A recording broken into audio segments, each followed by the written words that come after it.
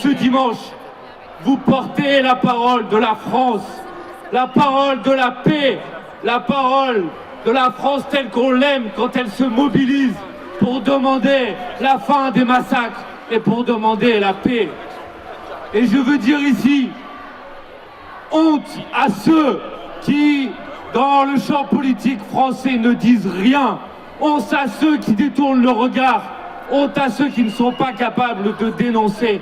Ce qui, effectivement, il faut dire les mots.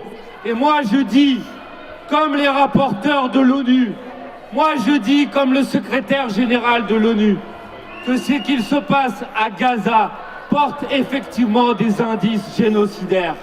Je dis, comme les porte-paroles de l'ONU, je dis comme le secrétaire général de l'ONU, que je suis horrifié de voir le vocabulaire du génocide revenir dans les discours publics. Je dis comme les rapporteurs de l'ONU qu'il y a effectivement des risques de nettoyage ethnique face à la situation de ce qu'il se passe à Gaza aujourd'hui. Et oui, la parole de la France depuis maintenant plusieurs semaines n'a pas été à la hauteur de la situation. La parole de la France a oscillé. Le président de la République, Emmanuel Macron, a attendu 50 jours pour prendre position pour le cessez-le-feu. C'est une honte.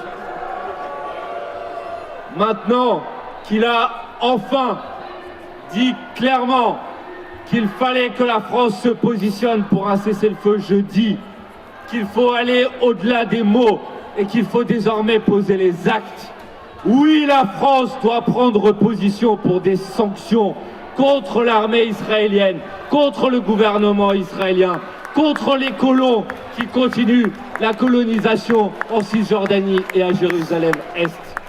Oui, la France doit enfin, comme l'avait demandé l'Assemblée nationale, prendre position officiellement comme une majorité des États dans le monde pour la reconnaissance officielle de l'État palestinien. Voilà ce que la France peut faire immédiatement pour faire bouger les lignes.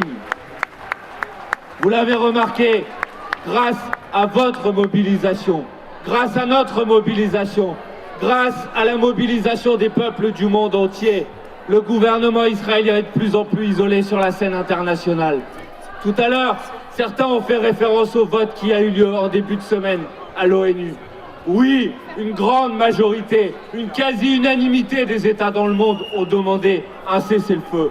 Maintenant, il faut faire en sorte que ce cessez-le-feu voit le jour immédiatement. Il faut faire en sorte que ces massacres s'arrêtent. Il faut faire en sorte que la colonisation s'arrête. Il faut demander la libération des prisonniers politiques palestiniens et la libération des otages. Il faut demander enfin qu'on aille vers une solution politique qui permet aux Palestiniens de disposer d'un État comme ils le demandent depuis des années et des années. Et oui, nous sommes tous ensemble à leur côté. Alors, chers camarades, continuons la mobilisation. Continuons à nous mobiliser jusqu'à enfin qu'on obtienne ce cessez-le-feu le plus rapidement possible. On va y arriver si on continue à être mobilisés. Merci à chacune et à chacun dans votre présence.